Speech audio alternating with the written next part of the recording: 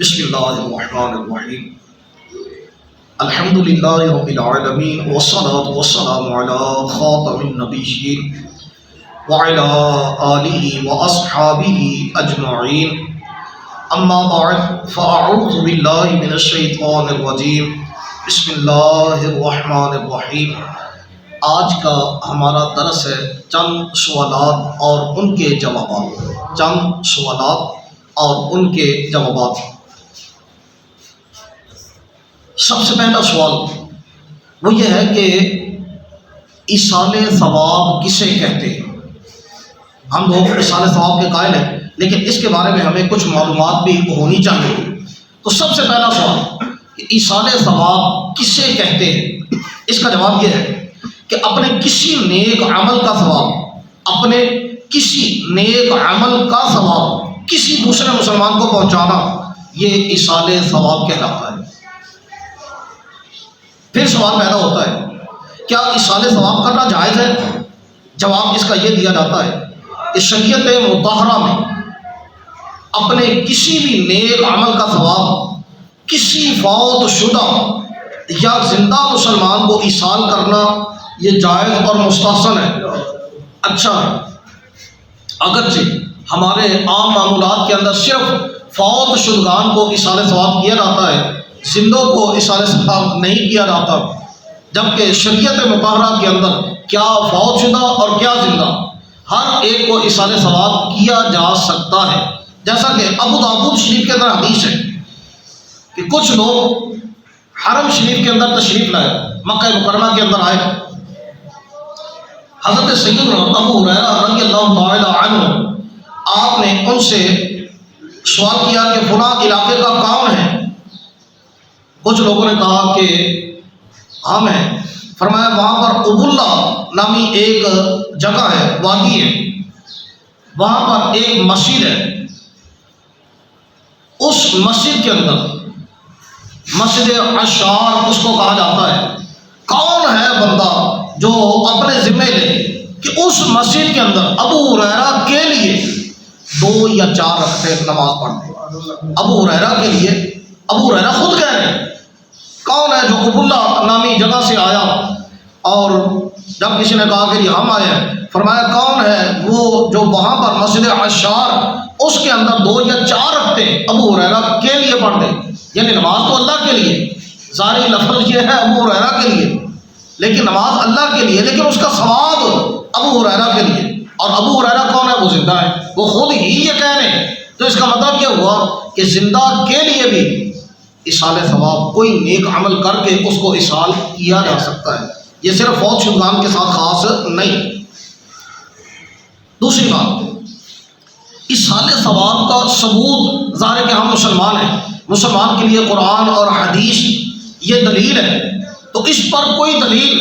کہ ایصال ثواب کرنا، اپنے کسی نیک عمل کا ثواب دوسرے کو پہنچانا جائز ہو، اس پر بطور دلیل کے کوئی حدیث؟ اس کا جواب یہ دیا جاتا ہے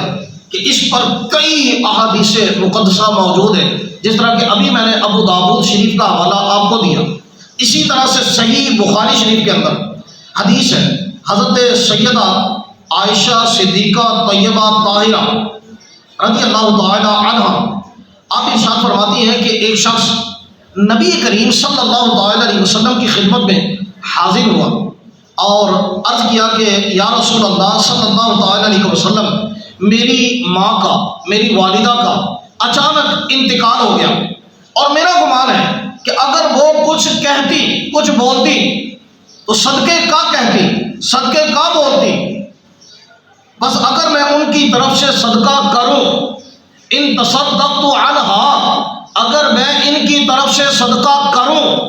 تو کیا یہ ان کو پہنچے گا؟ آپ نے فرمایا نعم، ہاں پہنچے گا۔ تو یہ حدیث ہے جس کو امام بخاری رحمۃ اللہ تعالی علیہ نے صحیح بخاری شریف کے اندر کتاب الجنائز باب موت الفجاءۃ البغتہ، حدیث کا نمبر ہے 1388، جس کے اندر اس کو ذکر کیا گیا۔ اسی طرح سے ایک اور حدیث ہے جس کو ابو داؤد شریف کے اندر نقل کیا گیا، حضرت سیدنا سعد ابن عبادہ رضی اللہ تعالی روایت ہے کہ انہوں نے سرکار دو عالم صلی اللہ تعالی علیہ وسلم کی بارگاہ میں حاضر ہو کر عرض کی، یا رسول اللہ صلی اللہ تعالی علیہ وسلم، میری ماں کا انتقال ہو گیا، ان کے لیے کون سا صدقہ افضل ہے؟ پہلی حدیث کے اندر تھا کہ اگر میں کوئی صدقہ کروں ان کی طرف سے تو ان کو پہنچے گا، اب یہاں پر یہ نہیں ہے کہ پہنچے گا کہ نہیں پہنچے گا، اب سوال ہی اور ہے، سوال یہ ہے کہ ان کے لیے کون سا صدقہ افضل ہے، یعنی صدقہ تو پہنچتا ہے لیکن افضل کیا ہے؟ اس پر سرکار دو عالم صلی اللہ تعالی علیہ وسلم نے ارشاد فرمایا، الماء، پانی، اس کو پانی کی حاجت تھی، جس چیز کی گویا کہ زیادہ حاجت ہو، ضرورت ہو، اس کو صدقہ کرنا یہ افضل ہے۔ ہم مثال کے طور پر کسی کو کھانے کے لیے آٹے کی حاجت ہے تو ہم اس کو سبزیوں پر سبزیاں لا کر دے دیں یا گوشت پر گوشت خرید کر اس کو دیتے رہیں، جبکہ اس کے لیے پکانے کے لیے روٹی چاہیے، روٹی اس کے پاس ہونا۔ اسی طرح سے کوئی آدمی ایسا ہے کہ جس کو ہانڈی کی ضرورت ہے تو ہم اس کو آٹے کے توڑے لا کر دیتے رہیں، یا کوئی بندہ ایسا ہے جس کو کپڑوں کی عادت ہے اور ہم دیگر چیزیں تو اس کو دیتے رہیں، کپڑے اس کو پہننے کے لیے نہ دیں، نہیں، ایسا نہیں، بلکہ ایسا ہو جس چیز کی حاجت ہے، جس چیز کی ضرورت ہے،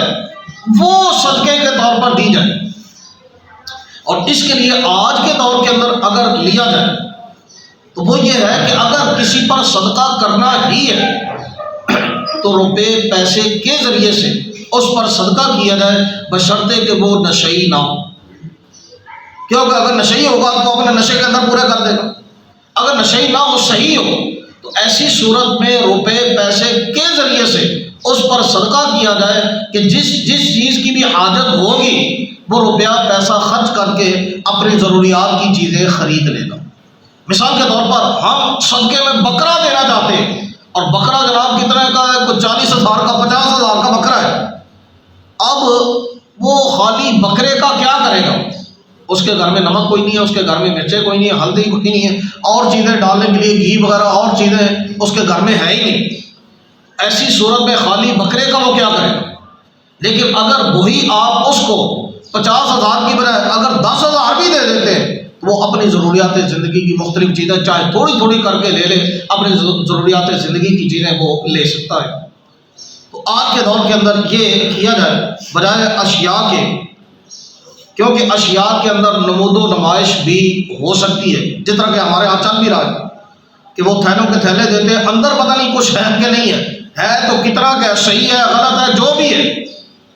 وہ بس یہ نظر آ رہا ہے کہ تھیلے، بلکہ اب تو عوام کی صورت یہ ہو گئی جس رقشے پر جس چیز پر بھی وہ تھیلے وغیرہ پڑے ہوئے دیکھتے ہیں لوگ بیچارے اس کی طرف لپٹ پڑتے ہیں۔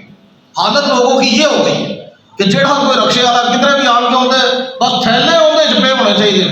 بس وہ کسی بھی چوک کسی چوراہے کے اندر آ کر کھڑا ہوتا ہے تو ہماری عوام کی صورت یہ بن گئی کہ وہ بیچارے غریب مزدور طبقہ جو ہے وہ اس کے ارد گرد لائن بنا کر کھڑے ہوتا ہے کہ شاید یہی راشن کے تھیلے یہی، ایسا بھی ہو رہا ہے۔ اللہ ہمیں دینے والا رکھے، آمین۔ تو یہاں پر میں آپ کو جو بات عرض کر رہا ہوں، سرکار دو عالم صلی اللہ تعالی علیہ وسلم سے جب پوچھا کہ کون سا صدقہ افضل ہے، نبی پاک صلی اللہ تعالی علیہ وسلم نے فرمایا الماء، پانی۔ تو حضرت سیدنا سعد رضی اللہ تعالی عنہ نے ایک کنواں کھدوایا اور کہا کہ ہذہ لأم سعد، کہ یہ سعد کی ماں کے لیے، یعنی کنویں پر اپنی ماں کا نام ذکر کیا، اپنی والدہ کا نام ذکر کیا۔ 800 سال تک تقریباً اس کنویں کا پانی لوگ پیتے رہے، 7-8 صدیاں تقریباً لوگ اس کنویں کا پانی پیتے رہے۔ یہ کیسا صدقہ جاریہ تھا کہ پانی کتنا لوگوں نے پیا ہوگا، 700-800 سال، یہ معمولی نہیں، یہ وہ ایک مرتبہ کا کیا ہوا صدقہ۔ گویا کہ نبی پاک صلی اللہ تعالی علیہ وسلم ایک طرف تو یہ ہے کہ جس چیز کی عادت ہے، اور دوسری طرف یہ ہے کہ ایسا صدقہ جو دائمی ہے، باقی رہنے والا ہے۔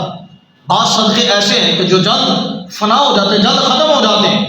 لیکن بعض صدقے ایسے ہیں جو صدیوں باقی رہ جاتے ہیں، وہ دیر پا ہوتے ہیں۔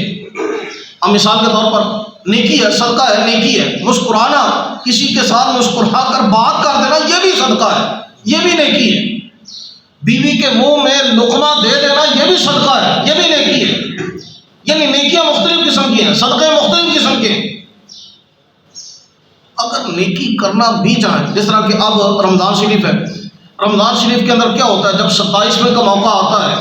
تو جناب مسجد کے اندر بہاریں لگ جاتی ہیں، جناب کوئی کدھروں مٹھائی کا ڈبا لے آ رہا ہے مولوی واسطے، کوئی کدھروں لے آ رہا ہے، کوئی کدھروں لے آ رہا ہے، پاویں مولوی نو شوگر بھی ہوئے تو انہوں نے مٹھائی کے ڈبے دیتی جان، لو جی تسی مٹھائی کھاؤ، انہیں بیچارے نے کی کھانی بھی۔ حالانکہ ہو سکتا ہے اس کو کوئی اور حاجت ہو سکتا ہے کہ اس کو کوئی اور حاجت ہو، اور نہیں ہے تو لوگ مصلے پر مصلے لے جاتے ہیں کہ جی اتنے لوگ نماز پڑھیں گے امام صاحب، اتنے لوگ، اللہ کے بندے ہو سکتا ہے اس کو کپڑوں کی حاجت ہو، اس کو کوئی حاجت تو ضرورت ہو کسی اور چیز کی، لیکن اسی مصلے کے مصلے لے آ کے دیتی جانے، پاویں اندر نماز ہوئے پاویں نہ ہو۔ آپ کہیں گے یہ کیا ہو گیا؟ اور اللہ کے بندوں اگر زیادہ مصلے ہوں گے، نرم مصلے ہوں گے تو سجدہ اگر صحیح طریقے سے نہیں کر پائے گا، یعنی وہ پیشانی زمین پر نہیں جم پائے گی، بلکہ وہ اتنے نرم ہوں گے کہ جناب جتنی پیشانی دباؤ اتنے ہی تھلے دب جائیں، تو ایسی صورت سجدہ ہی صحیح نہیں ہونا، وہ تو نمازیں خراب کرنے والا مسئلہ ہو جانا۔ لیکن بعض جگہوں پر میں نے دیکھا ہے کہ کئی مصلے پیچھے ہوتے ہیں امام کے لیے، جناب امام بھی تڑے دے دھڑ نمازاں پڑھی جا رہے، تڑا تڑ اندر نمازاں پڑھی جا رہے، نہ امام کو پتہ ہے نہ مصلے دینے والے کو پتہ ہے کہ ساڑیاں نمازاں ہو رہی ہیں کہ نہیں ہو رہی ہیں۔ ایسا نہیں کرنا چاہیے۔ جس میں فائدہ ہو، وہ اپنے آپ کو نہیں پتا کہ کیڑی شاید کی ضرورت کتنے ہو سکتی کتنے نہیں، تو کسی بندے کے کو پوچھ ہی لگے کہ جناب دسو اتنے کیڑی شاید کی ضرورت ہے، میں وہ دے دوں۔ جس طرح ہمارے یہاں یہ پانی کا نل لگنا تھا، بور کرنا تھا، اس حوالے سے کہا کہ یہ زیادہ مفید ہے۔ پچھلے سال کے اندر یہ ہوا کہ جناب وہ پانی ٹائم پر آتا ہے، ٹائم پر چلا جاتا ہے، بس اوقات ٹیوب ویل پیچھے سے خراب ہو جاتا ہے، کئی مرتبہ پانی ختم ہو گیا، تو ایسی صورت میں کہا گیا کہ یہاں پر بور کروا دیا جائے، یہ مفید ہے۔ تو اللہ کا شکر ہے جب سے وہ بور ہوا اس کے بعد سے اب تک وہ ہمیں تکلیف، وہ ہمیں مشقت کا سامنا نہیں کرنا پڑا۔ رات ہو دن ہو جس وقت بھی پانی کی ضرورت ہو ہم موٹر چلا لیں، پانی وافر مقدار کے اندر ہو جاتا ہے۔ حالانکہ پچھلے سال میں کہہ رہا تھا کہ جناب پانی ذرا تھوڑا اور کاٹے، اگرچہ کم استعمال کرنا چاہیے، وہ تو اب بھی کم کا کہ ظاہر نہیں کرنا چاہیے، یہ اللہ کی نعمت ہے، لیکن پھر بھی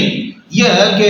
وہ جو مشقت پہلے تھی وہ مشقت اس وقت نہیں، جس کی بنا پر میں آپ کو یہ زور نہیں دے رہا کہ جناب پانی کی قلت ہو گئی، یہ ہو گیا وہ ہو گیا، لیکن استعمال ہمیں پھر بھی ضرورت کے مطابق ہی کرنا چاہیے، ضرورت سے زیادہ استعمال نہیں کرنا چاہیے۔ تو نبی پاک صلی اللہ تعالیٰ علیہ وسلم نے انہیں کنواں کھدوانے کا، پانی کا ذکر فرمایا، انہوں نے کنواں کھدوا کر اپنی والدہ کے نام پر کر دیا، لیکن کنویں کا پانی حلال ہی رہا۔ اگرچہ انہوں نے اپنی ماں کے نام پر کر دیا، تو اس کا مطلب یہ ہے کہ کوئی شے اگر کسی کی طرف منسوب کر دی جائے تو اس سے مطلق شے حرام نہیں ہو جاتی۔ یہ تو وہی صورت ہوگی جس وقت ان لوگوں کے سر پر پڑتی ہے، حرام کہنے والے بات بات پر، حرام کا فتویٰ لگانے والے بات بات پر، شرک کا فتویٰ لگانے والے جب ان کے سر پر پڑتی ہے تو پھر ان کو ہوش آتی ہے، پھر جناب ساری چیزیں حلال ہو جاتی ہیں۔ تو جب تک سر پر نہیں پڑتی تو پھر وہ فلاں بھی حرام ہے، فلاں بھی حرام ہے، فلاں بھی حرام ہے۔ میں نے کسی جگہ پر یہ پڑھا، کسی جگہ پر یہ لکھا تھا کہ ایک کو 11ویں کو ماننے والی خاتون تھی، اس کا کسی خشک عقیدے والے سے نکاح ہو گیا کہیں، حالانکہ کرنا نہیں چاہیے، لیکن اتفاق ایسا کہ ہو گیا۔ معمول کے مطابق ایک دن جناب اس نے کیا کیا کہ وہ چاول پکا لیے،